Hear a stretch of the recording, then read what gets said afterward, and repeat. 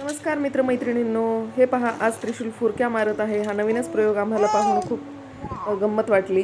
कारण लहान बाळाने फुरक्या मारणे किंवा फुरकण्या मारणे ही अतिशय चांगली आणि सकारात्मक गोष्ट आहे. यात घाबरण्यासारखं काहीही नाही आहे. बाळाचे फुरक्या मारणे ही त्याच्या वाढीचे एक महत्त्वाचे टप्पे म्हणजेच माइलस्टोन दर्शवते. त्याचे फायदे काय आहेत तर हे एक आनंदाची लक्षणे आहेत. हॅपी बेबी आहे.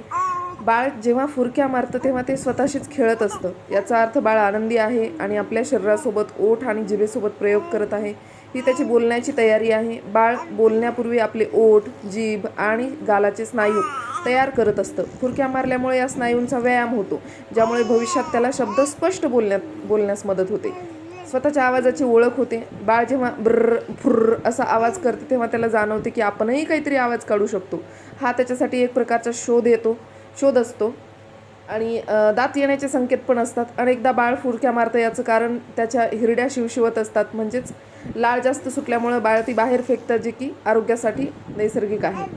काही समजुती आहेत की ग्रामीण भागात असं म्हटलं जातं की बाळ फुरक्या मारतंय म्हणजे आज पाऊस येईल किंवा पाहुणे येतील. ह्या केवळ गमतीशीर समजुती आहेत. त्रिशूलचा व्हिडिओ आवडला असेल तर नक्की लाईक, शेअर, सबस्क्राईब करा. थँक्यू.